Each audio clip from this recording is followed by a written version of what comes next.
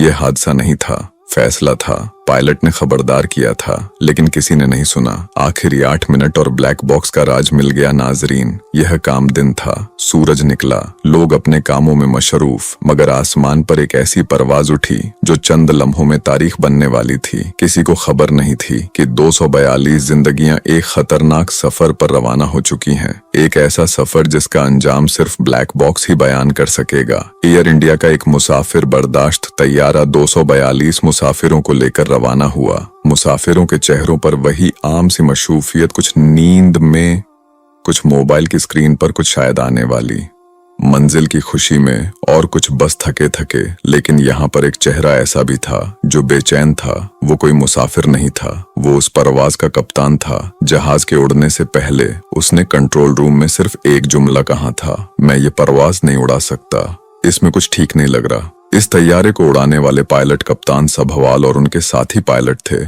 दोनों इंतहाई तजुर्बाकार थे और उनका 9000 फ्लाइंग आवर्स का मुश्तरका तजुर्बा था। सभवाल का बतौर कमर्शियल एयरलाइन पायलट 22 साल का तजुर्बा था। कैप्टन ने कंट्रोल टावर को पैगाम दिया, यह तारा महफूज नहीं है, ऑक्सीजन सिस्टम में प्रॉब्लम है, सेंसर्स फेल हो रहे हैं, प्रेशर सिस्टम सही काम नहीं कर रहा, ये जहाज उड़ाने के काबिल नहीं। पायलट ने एक बार नहीं बार बार कहा, मैं यह तारा नहीं उड़ा सकता, लेकिन कंपनी ने उसे उड़ने पर मजबूर किया। क्यों? क्योंकि हर मिनट का मतलब था पैसा।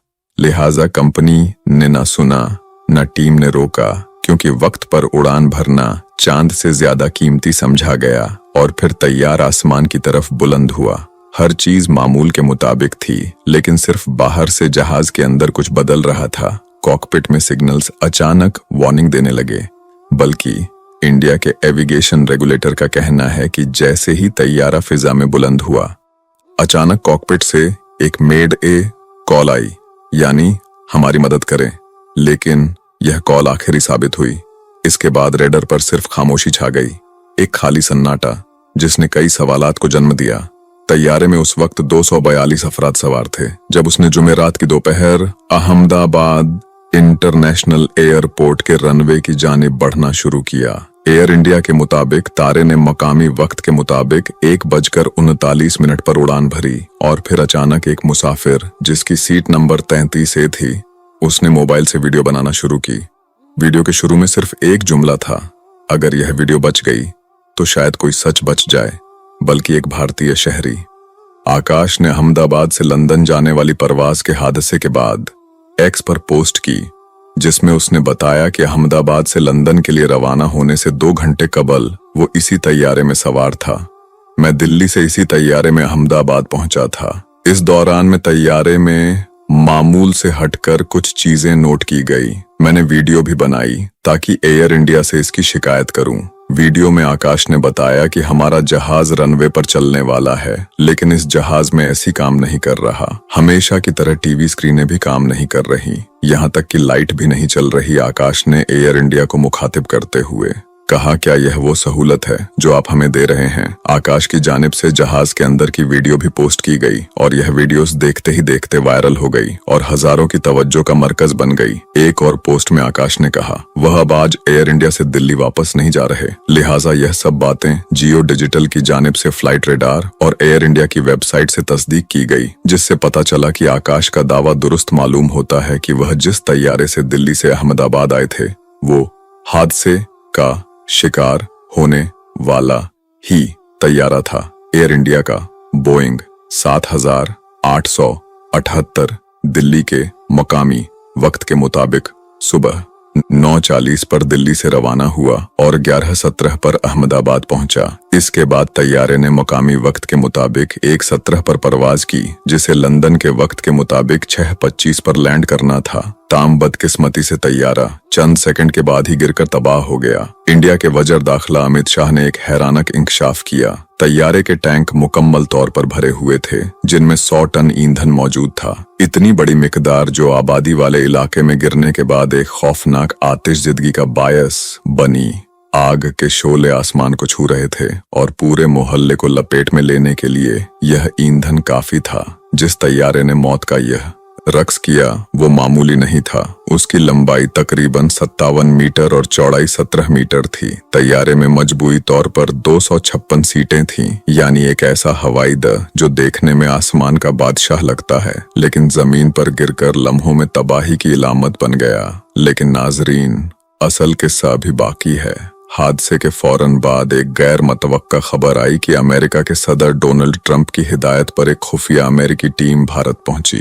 दावा यह था कि वह सिर्फ ब्लैक बॉक्स का तजिया करने आए हैं, मगर सवाल यह कि एक भारतीय तैयारे के हादसे में अमेरिका की इतनी दिलचस्पी क्यों, जरा बताते हैं। यह टीम ब्लैक बॉक्स के डाटा को इस अंदाज में पेश करने की कोशिश कर रही है कि सारा इल्जाम पायलट पर डाल दिया जाए ताकि असल साजिश, असल खराबी और असल जिम्मेदार छुप जाए। क्योंकि अगर सच बाहर आ गया तो न सिर्फ बोइंग कंपनी की साख तबाह होगी बल्कि भारत की एयर सेफ्टी पर भी सवाल उठेंगे। लिहाजा एक कहानी घड़ी जा रही है, ऐसी कहानी जो हर सबूत को खामोश कर देगी। लेकिन अभी पूरी दुनिया में बहुत सारे लोग यह जानने की कोशिश कर रहे हैं कि इस बदकिस्मत तैयारे की परवाज भरने के चंद सेकंड बाद रिहायशी इमारतों में गिरकर तबाह होने के पीछे असल अवामिल क्या हो सकते हैं। तो नाजरीन, यह बात वाज रहे कि हादसे की वीडियोस ने जैसे एक दर्दनाक कहानी को तस्वीरों में समो दिया है। तैयारा बम मुश्किल बुलंदी हासिल कर पा रहा था, जैसे उसके परों में जान ही बाकी ना हो। माहिरीन का कहना है कि यह अलामात उस वक्त देखी जाती है जब जहाज में थ्रस्ट यानी ताकत मुहैया ना हो पा रही हो। कुछ माहिरीन ने इसे एक तकनीकी खराबी का खदशा जाहिर किया जो निहायत कम देखने में आती है, यानी दोनों इंजन्स का अचानक बंद हो जाना। अगर यह सच है तो यह मामूली बात नहीं है, यह पूरी एविएशन इंडस्ट्री के लिए खतरे की घंटी है।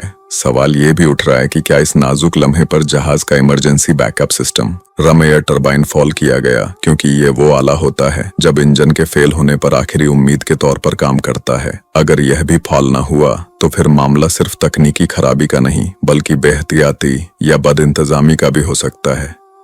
एक सीनियर पायलट के मुताबिक दोनों इंजन्स का बंद होना फ्यूल में आलूदगी या फ्यूल लाइन के बंद होने जैसी खराबी हो सकता है। मैकेनिक की जुबान में इंजन में कचरा जमा होना कहते हैं।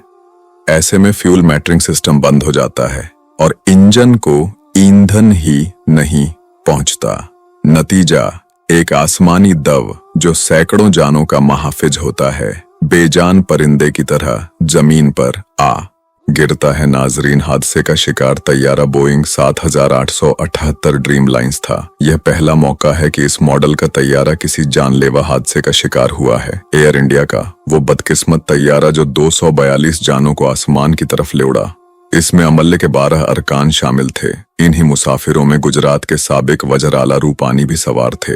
मगर आसमान की तरफ उड़ने वाला वो तैयारा चंद लम्हों बाद ही जमीन की तरफ लौट आया, बेजान, बेख्तियार और खाकिस्तर। हर हादसा सिर्फ एक खबर नहीं होता बल्कि हर खबर के पीछे एक माँ का लाल, एक बच्चे का बाप, एक बीवी का सहारा और एक खानदान का ख्वाब होता है।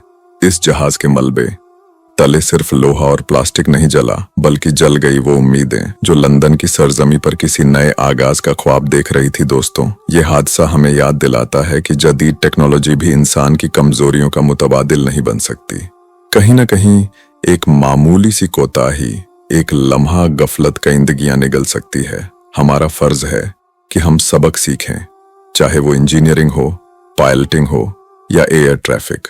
हर सतह पर दयानत, एहतियात और फर्ज शनासी से मुस्तकबिल के हादसात को रोका जा सकता है।